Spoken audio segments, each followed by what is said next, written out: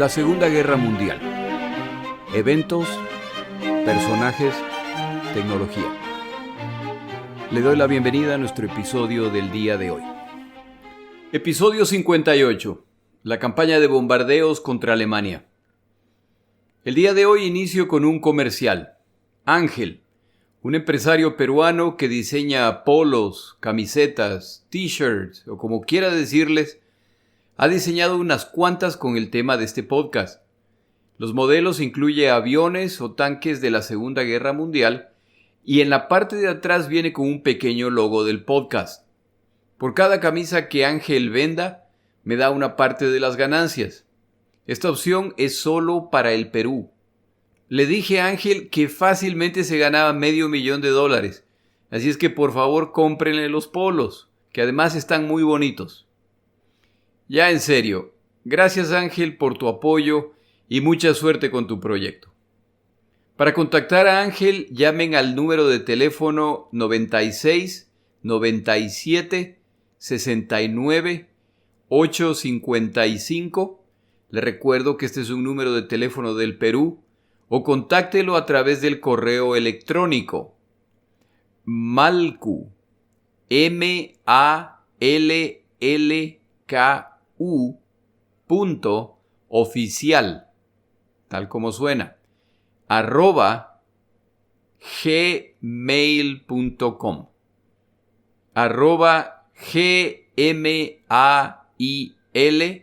@gmail.com, malku con doble L, punto oficial, @gmail.com.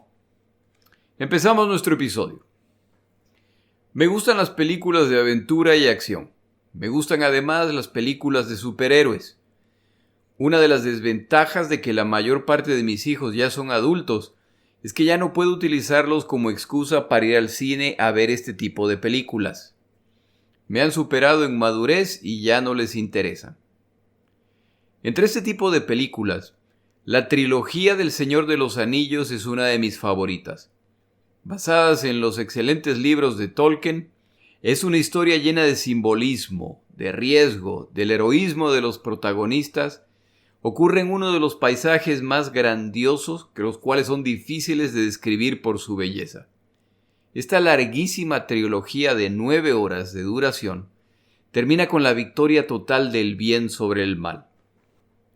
Una de las razones por la que me gusta este tipo de película es porque no requieren pensar mucho. Los buenos son la virtud encarnada. Los malos representan lo peor. Los buenos son gente guapísima. Los malos son seres desfigurados. La situación es tan clara que si los buenos se empiezan a corromper, empiezan inmediatamente a desfigurarse. Es decir, no hay ni cómo perderse, está clarísimo. Parte de la película se dedica a deshumanizar a las fuerzas del mal. Nos muestran que viven en agujeros en el suelo, en zonas desoladas donde aparentemente nunca brilla el sol y que es monitoreada por un ojo conjuntivítico. Incluso nos muestran cómo nacen, y el proceso es tan antinatural como la cigüeña. Queda claro que no son lo mismo.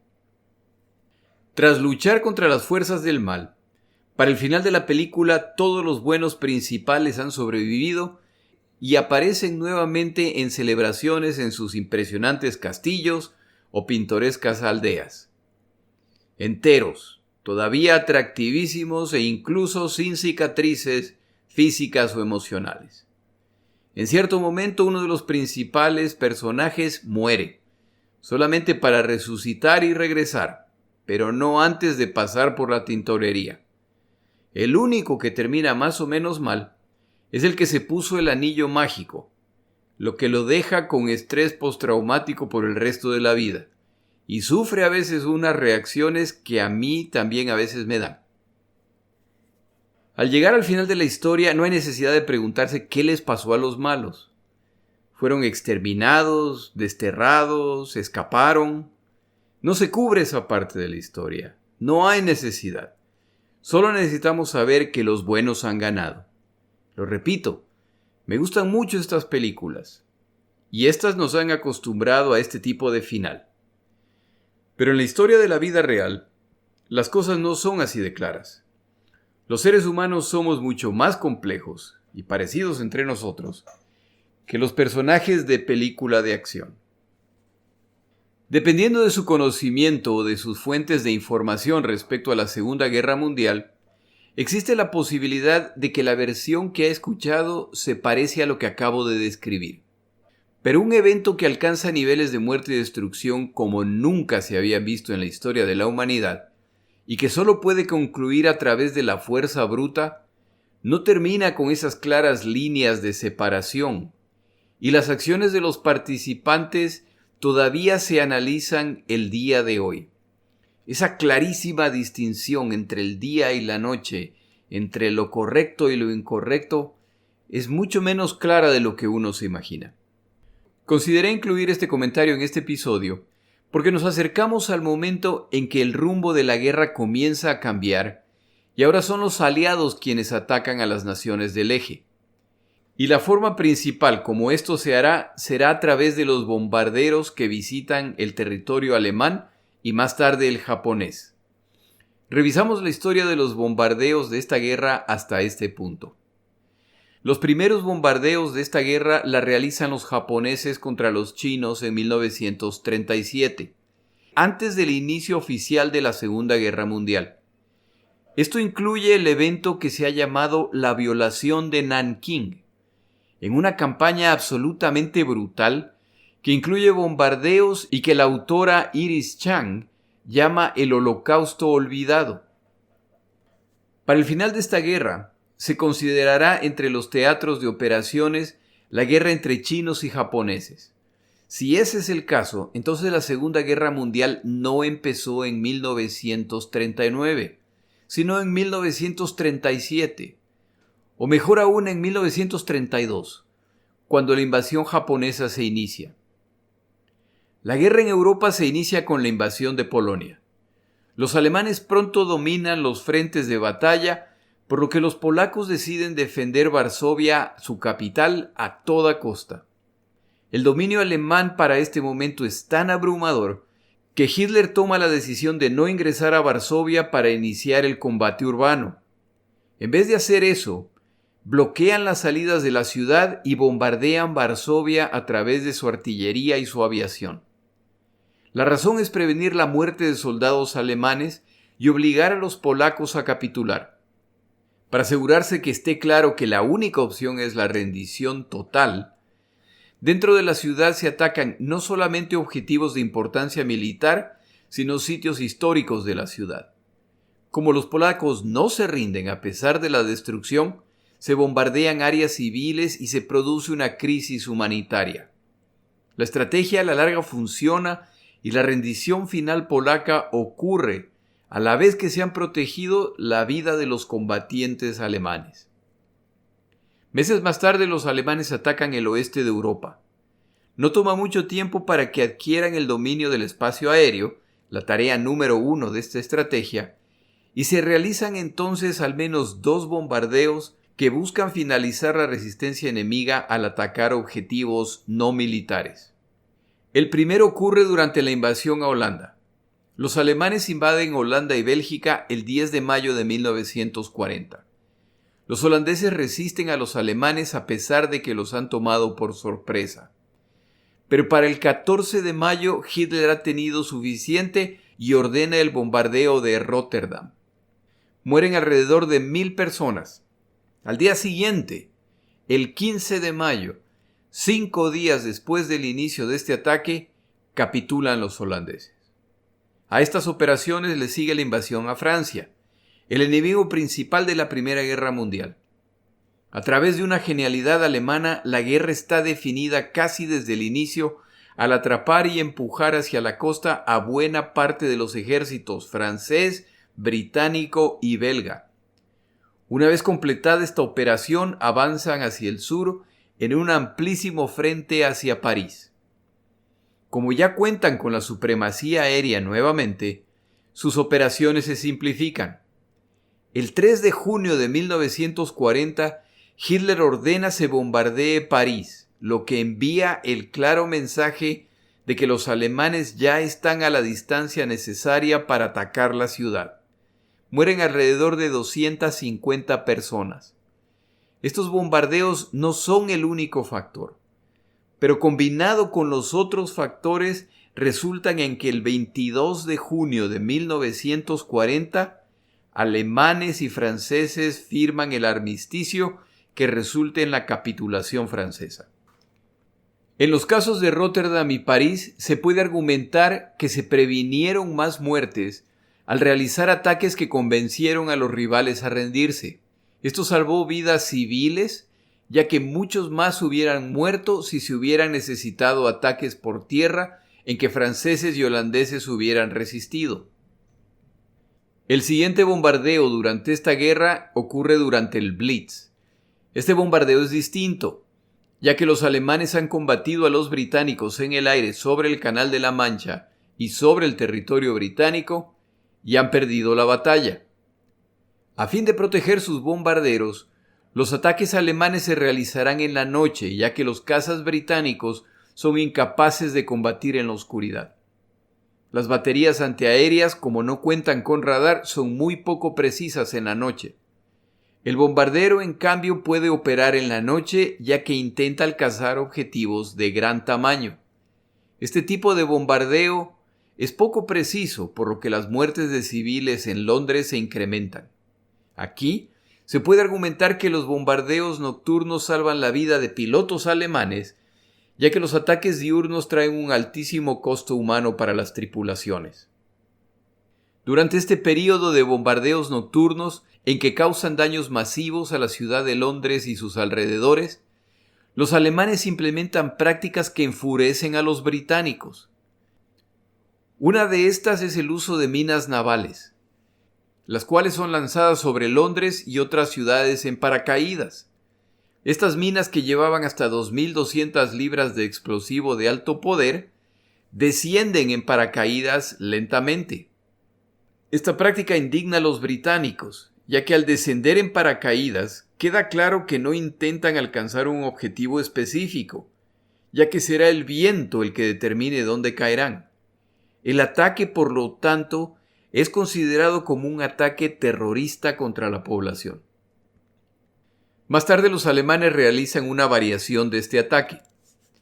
El plan es nuevamente soltar este tipo de mina naval, pero ahora el fusible de detonación está calculado para explotar a decenas de metros de altura del suelo.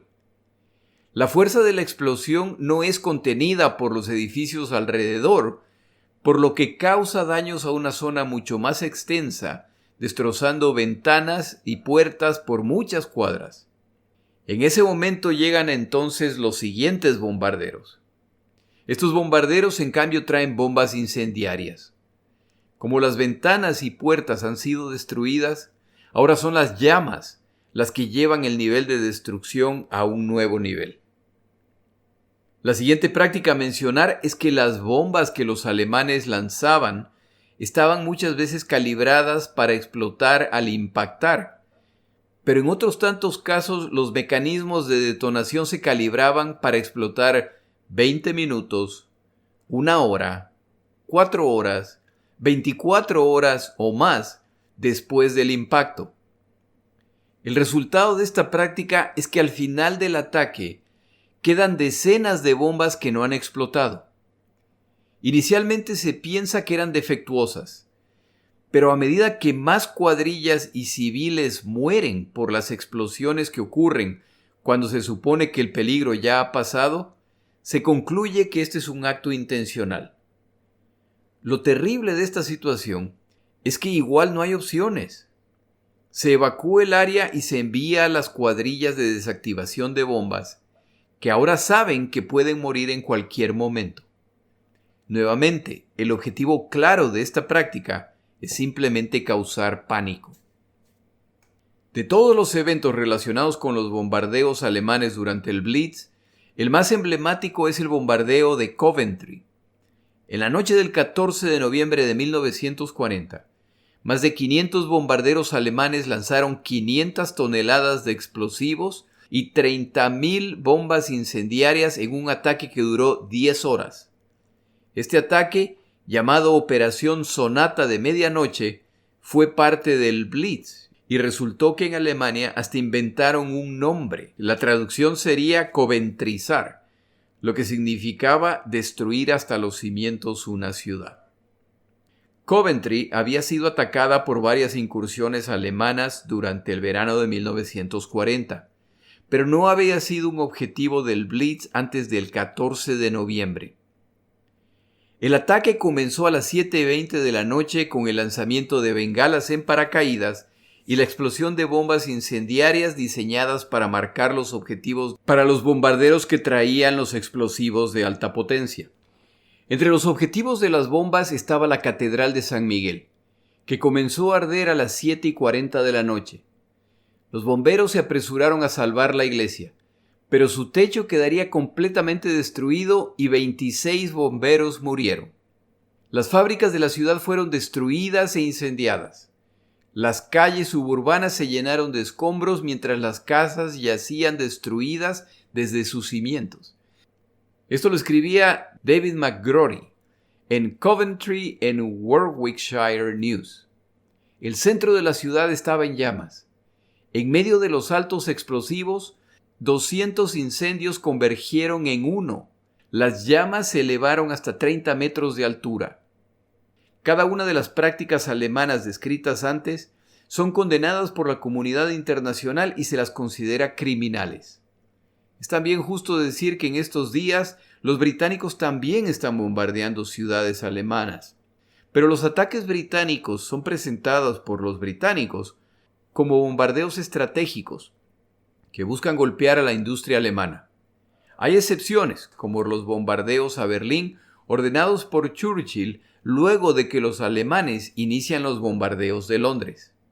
Con esta descripción del papel que han jugado los bombarderos alemanes en esta guerra hasta este momento, pasamos ahora a ver cuál ha sido el papel de los bombarderos británicos desde el inicio de la guerra hasta este punto. Pero antes de hacerlo, tomamos una pausa.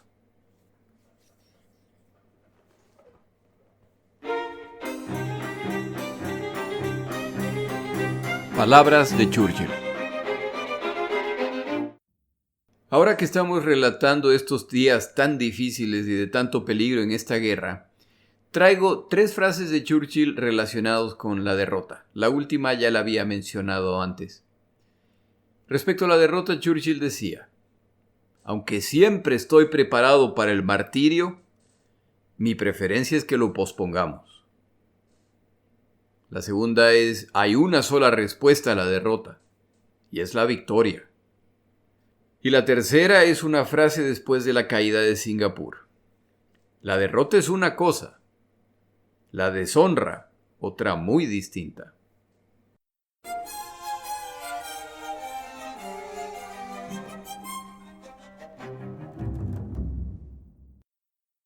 Al terminar la Primera Guerra Mundial, a pesar de que la aviación no ha jugado un papel decisivo, está claro que en guerras futuras esta arma de las Fuerzas Armadas jugará un papel importante. Una de las aplicaciones potenciales para la aviación es el bombardeo al enemigo. La doctrina de guerra de esta arma pronto empieza a evolucionar en distintas direcciones.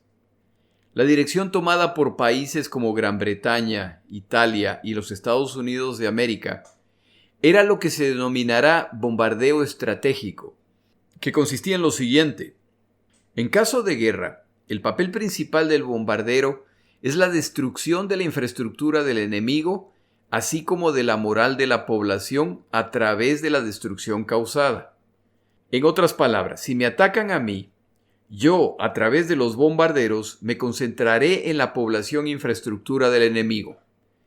El objetivo de esta estrategia es prevenir una guerra, ya que el rival debe anticipar un alto precio en vidas e infraestructura. Para el inicio de la Segunda Guerra Mundial y como resultado del deseo mundial de reducir armamentos, los bombarderos y la tecnología necesaria para navegar y atacar blancos con precisión no se han desarrollado. Sumado a las omisiones se encuentra la estimación de que los bombardeos podrían realizarse durante el día, sin enfrentar mayor oposición.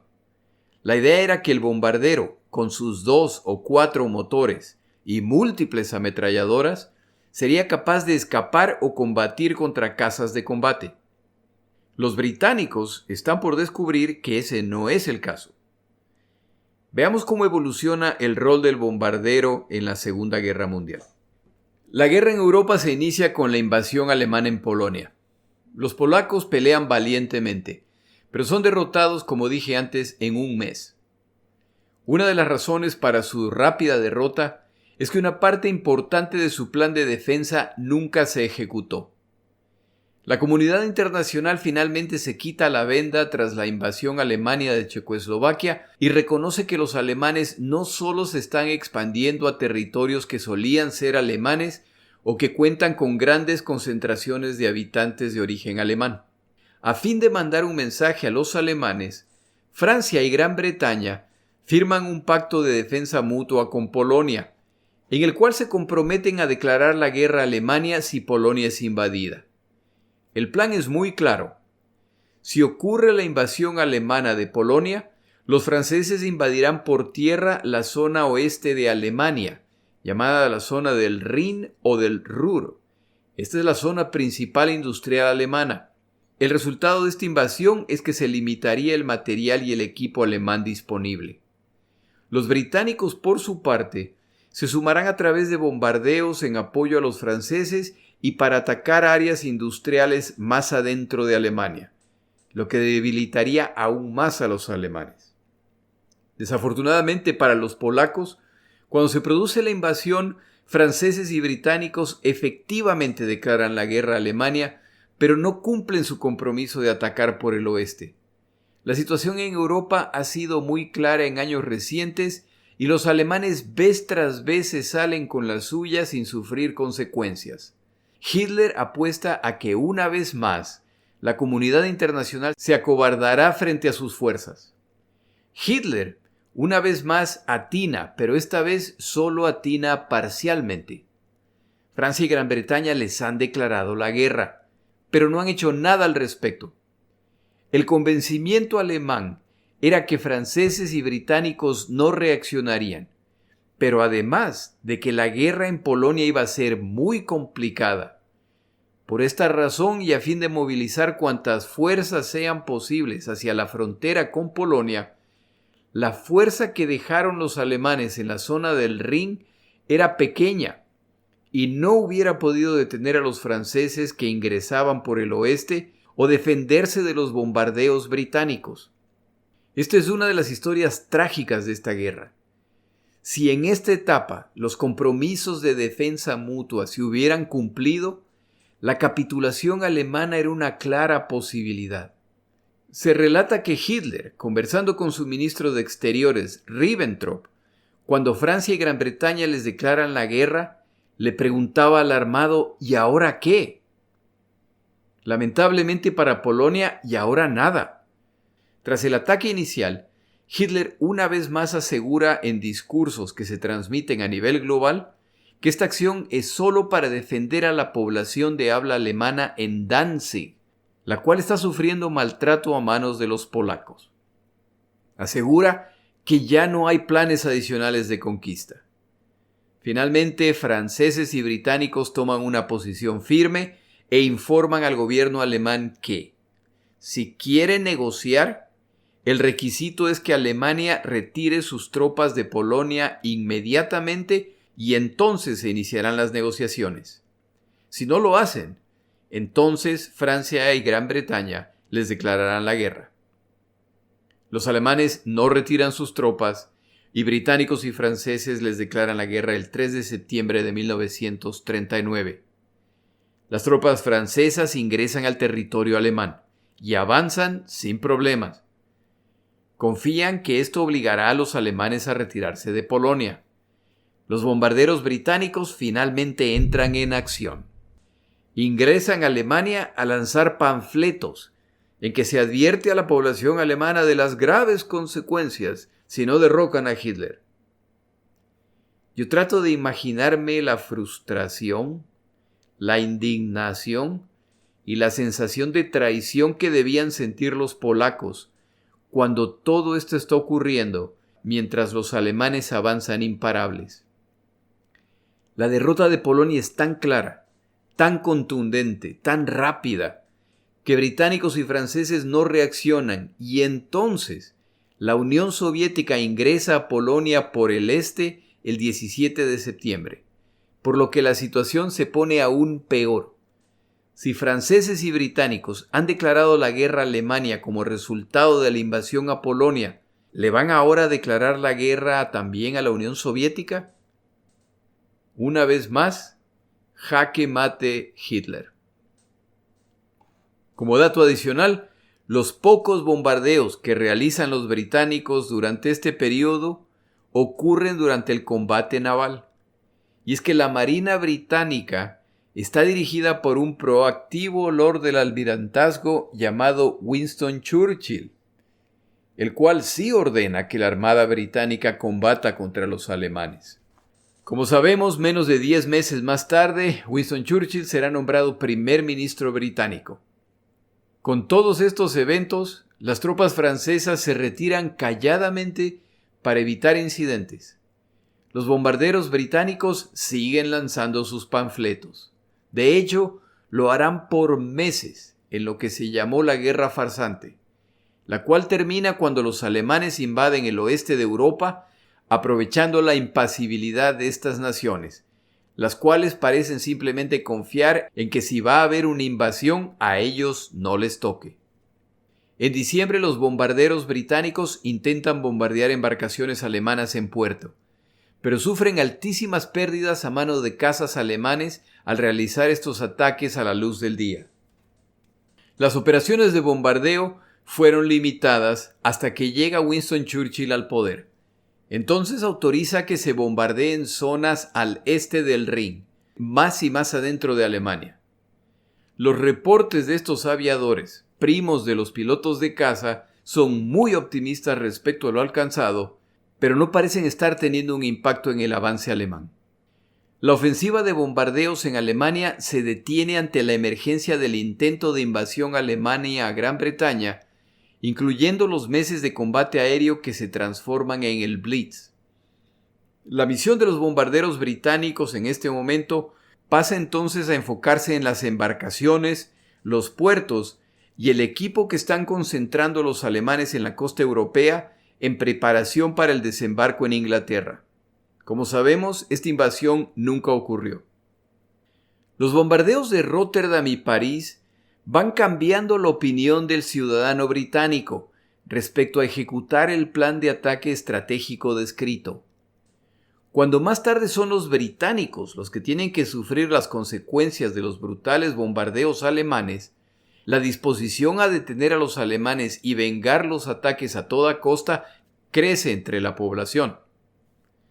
Cuando ya Londres y sus alrededores están siendo atacados cada noche, Churchill cambia la misión de los bombarderos británicos que viajan a Alemania cada noche en dirección opuesta a los bombarderos alemanes que se dirigen a Londres. Las órdenes de Churchill son: en noches de luna llena y despejadas de nubes, los bombarderos atacarán las refinerías y sitios de almacenamiento de petróleo, y en las noches de poca visibilidad, las ciudades. Por supuesto, estas son órdenes que no se hacen públicas. Para abril de 1941, Churchill ordena un estudio respecto a la efectividad de los bombardeos y los resultados son desalentadores. El reporte muestra que del total de bombas lanzadas, alrededor del 10% caen aproximadamente a 8 kilómetros del blanco. Por supuesto, el resto caen mucho más lejos. Considere esos números. Con este tipo de resultados, yo los hubiera mandado a bombardear la ciudad, a ver si le pegan a la refinería por accidente. En otras palabras, la campaña de bombardeos es casi un bombardeo indiscriminado. La situación vuelve a cambiar en 1941, cuando los alemanes invaden la Unión Soviética. Los británicos ya no pelean solos. Y como son las fuerzas soviéticas, a través de sus fuerzas terrestres, las que están combatiendo a los alemanes en el este, los británicos, incapaces de regresar al continente para atacar por el oeste, contribuyen a la guerra de la única forma en que pueden, a través de los bombardeos al territorio alemán. Como he mencionado en episodios previos, el ataque británico por el oeste fuerza a Hitler a pelear una guerra de dos frentes, y los dos frentes son de naturaleza distinta, por lo que los alemanes tienen que duplicar esfuerzos. Para finales de 1941 se concreta otro de los sueños de Churchill, y los estadounidenses se suman a la guerra con lo que combatientes frescos y recursos muy abundantes pronto se sumarán a la lucha. Este evento es fundamental en lo que pasa en la guerra de bombardeos. En febrero de 1942, el mariscal del aire A.T. Harris, a quien se lo conocerá como el bombardero Harris, es nombrado comandante de la fuerza de bombarderos y pronto empieza a planear las nuevas misiones de los bombarderos. El objetivo son ataques de 1000 bombarderos cada noche. Este es un logro muy difícil, pero sorprendentemente para finales de esta guerra, este objetivo se alcanzará y con creces. Al tema de los bombardeos aliados durante la Segunda Guerra Mundial se han dedicado muchos libros, y hasta el día de hoy se debate su moralidad, necesidad o incluso el impacto en el resultado final de la guerra. Para preparar este episodio tomé 2 libros en que los autores toman posiciones opuestas. El primero se llama La Guerra de los Bombarderos, de Robin Neylands, y el segundo, Respecto a la historia de la destrucción natural, de W. G. Sebald. El primer autor defiende la necesidad y moralidad de las operaciones de bombardeo aliadas y el alto número de muertos alemanes como el resultado de la falta de precisión de los bombarderos y la resistencia fanática alemana.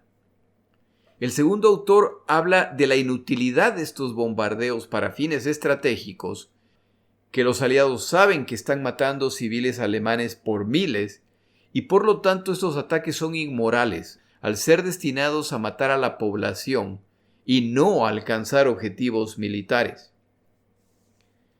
Yo empecé por describir los bombardeos alemanes contra las naciones que invaden, junto con mi explicación de lo que yo creo que querían alcanzar. Los bombarderos nazis y japoneses son vistos como actos criminales y exagerados. Pero ahora viene el turno de los aliados para atacar y creo que hay evidencia suficiente para decir que la estrategia aliada de ataque es muy similar a la de Alemania y de los japoneses. Pero hay algunos factores para considerar. A mí me gustaría cerrar este episodio con unas cuantas preguntas que el oyente debería responder a fin de definir su propia opinión respecto a estos eventos. ¿Quiénes iniciaron los bombardeos indiscriminados en esta guerra? Los japoneses en su campaña contra los chinos en 1937. Estos bombardeos japoneses incluían venganzas por las derrotas japonesas en el campo de batalla y su fin era exclusivamente matar civiles en represalia. ¿Quiénes inician los bombardeos en Europa? Los alemanes. ¿Qué bando causó más muertes y destrucción al enemigo a través de bombardeos? ¿El eje Berlín, Roma, Tokio o sus naciones asociadas?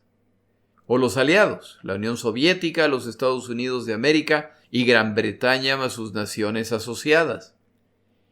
La respuesta es clarísima y ni siquiera cercana. La mayor cantidad de muertos y de destrucción fue causada por los bombarderos aliados. El tonelaje de bombas lanzadas por ellos, la cantidad de ciudades alcanzadas, el nivel de destrucción logrado es incomparable a los del eje. Y todo esto ni siquiera considera el hecho de que este bando utilizó 2 bombas atómicas. Dentro de este punto también cabe la pena mencionar que esta es una guerra en que los que perdieron la guerra terminaron causando el 80% de los muertos totales de esta guerra. Esa cifra es significativa. En este punto se requiere una segunda pregunta. ¿Por qué fueron los aliados los que causaron la mayor cantidad de destrucción? La respuesta es que los países del eje carecían de la capacidad técnica para causar más daño. Es justo decir que no causaron más daño porque no pudieron. Los bombardeos de Nanjing, de Leningrado, de Londres, de Malta, no fueron peores porque no contaban con bombarderos pesados. Como el plan de Hitler en la etapa inicial era conquistar Europa continental y planea hacerlo a través de ataques en tierra con fuerte soporte aéreo, diseñan bombarderos medianos, los cuales pueden acompañar estas fuerzas en tierra y apoyarlos en su campaña. Los bombarderos alemanes les sirven bien en sus campañas de guerra relámpago, en que los objetivos en tierra no están a distancias mayores. Es durante el Blitz contra Londres en 1940 y las campañas contra la Unión Soviética a partir de 1941, cuando los alemanes se dan cuenta que el alcance y el tonelaje de estos bombarderos medianos es insuficiente contra objetivos grandes que se encuentran a mucha más distancia. El nivel de daño que pueden causar estos aviones es, por lo tanto, insuficiente. La consecuencia práctica de esta diferencia en el tipo de bombardero es que los alemanes pueden haber conquistado Europa occidental, pero los británicos y más tarde los estadounidenses pueden atacar a Alemania utilizando sus bombarderos a pesar de que la distancia entre las islas británicas y Alemania son mucho más grandes. Los alemanes no tienen bombarderos que pueden hacer esto. Bombarderos con la capacidad de tonelaje como el Lancaster británico, por ejemplo, pudieran haber multiplicado el daño causado a Leningrado, a Moscú, si hubieran sido de posesión alemana, y tal vez hubieran cambiado el rumbo de la guerra. El eje no causa mayores daños no porque no quisieron, sino porque no pudieron. Pero no son solo las características técnicas de estos aviones los que marcan la diferencia. Es además la cantidad de aviones que pueden producir los alemanes. La capacidad industrial de los aliados les permitía fabricar muchos más bombarderos. Considere lo siguiente. En el episodio relacionado con la batalla por Gran Bretaña, mencionaba el número de aviones que combatieron. Para esta campaña, los alemanes asignan casi 1.300 bombarderos medianos, los únicos que tienen. Este número incluye aviones operacionales y aquellos que requieren reparaciones o que solo están parcialmente disponibles, por lo que en realidad no son ni siquiera 1.300 aviones. Y este número empieza a descender e inmediatamente se inician los combates, al ser algunos bombarderos derribados o averiados en el combate, en ciertos casos son irreparables. Para 1945, los ataques aliados contra Alemania eran constituidos fácilmente por 3.000 bombarderos pesados, entre estadounidenses y británicos, los que además se distribuyen el trabajo entre bombardeos diurnos y nocturnos. Otro comentario que es relativamente común es que los aliados realizaron bombardeos indiscriminados contra blancos no militares en que miles de civiles inocentes murieron. Normalmente cuando alguien hace este comentario, menciona los nombres de ciudades como Dresde o Hamburgo. Esto siempre me llama la atención, porque me parece que confirma la existencia de categorías inconscientes en nuestra mente respecto a esta guerra. Si la pregunta es, ¿se produjeron bombardeos aliados masivos que causaron la muerte a miles de civiles indiscriminadamente al margen de objetivos militares?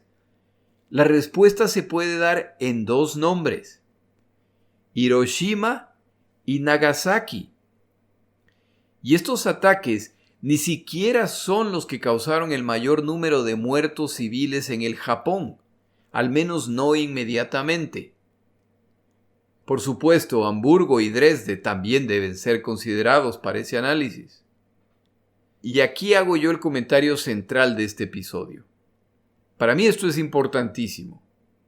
Al hacer los comentarios que yo estoy haciendo, es importante que el oyente no crea ni por un segundo que estoy poniendo alemanes y japoneses, estadounidenses, soviéticos y británicos al mismo nivel.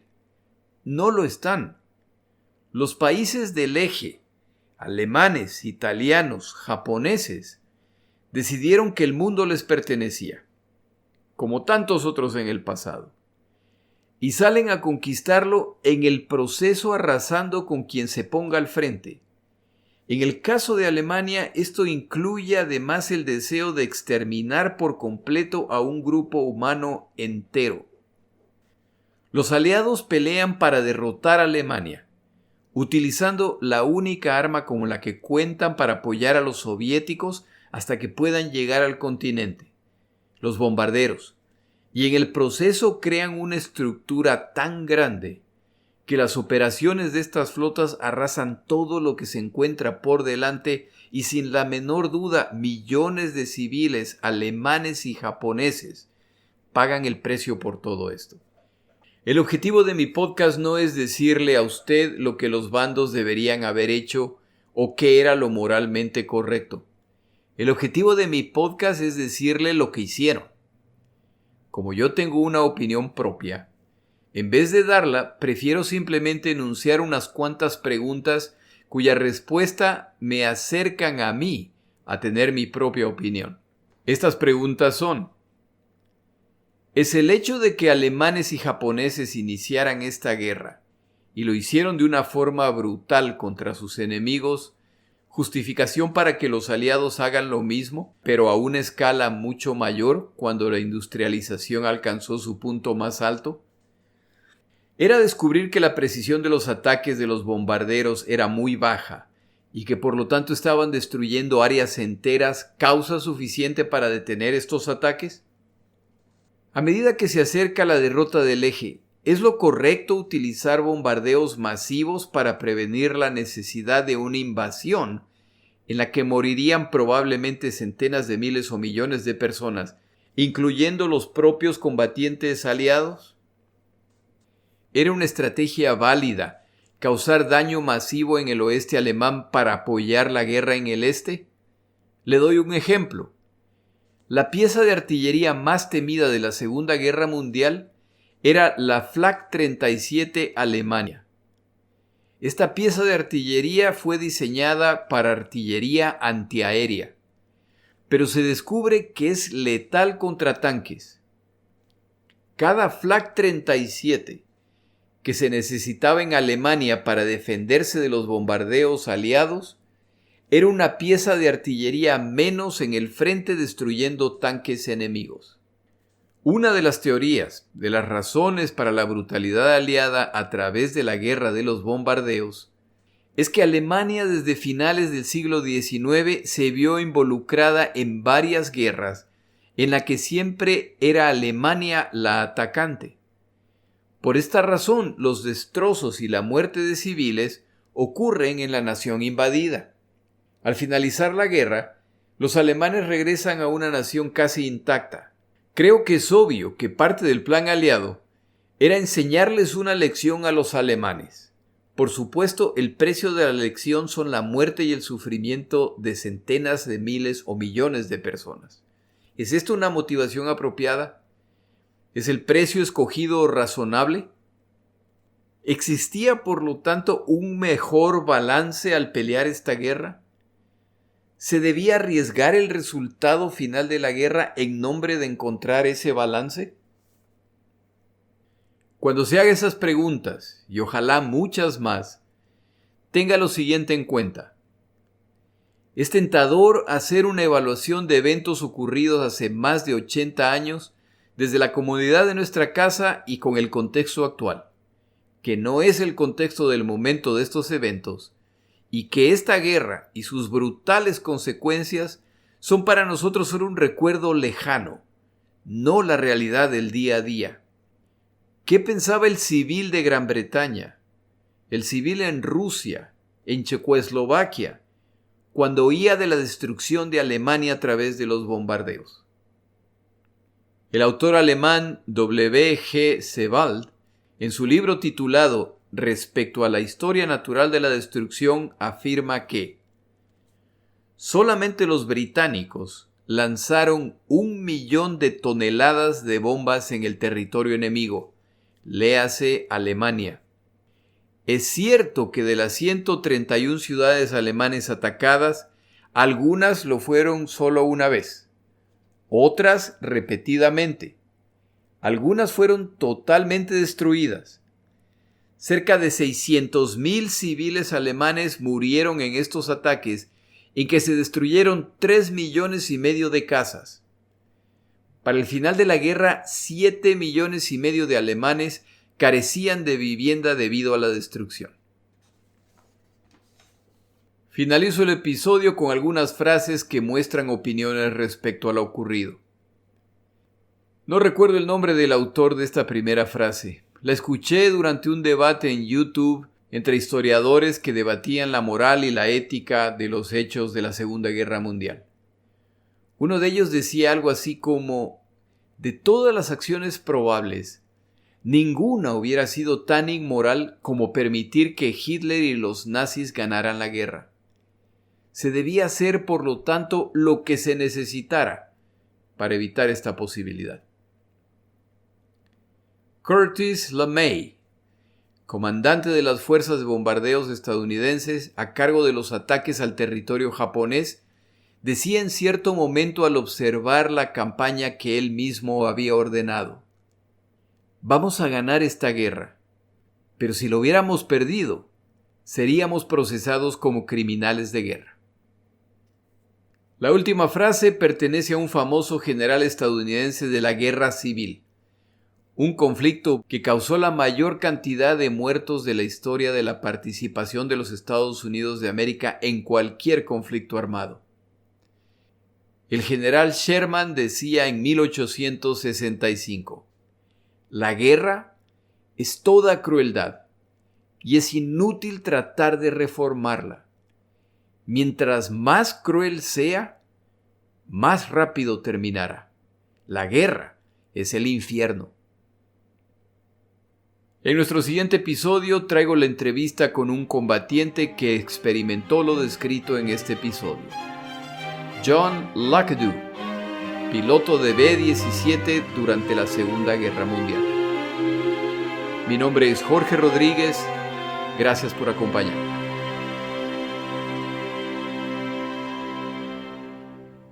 Para información adicional respecto a este episodio, las notas de este podcast, que incluyen la narración de este episodio, así como acceso a resúmenes, videos, documentales y materiales adicionales gratuitos disponibles en el Internet, por favor vaya a Amazon y busque el libro La Segunda Guerra Mundial, Eventos, Personajes, Tecnología. Al comprar estas notas, me ayuda y me apoya financieramente. Puede encontrar información adicional en mi página web, lasegundagm.com. Muchas gracias.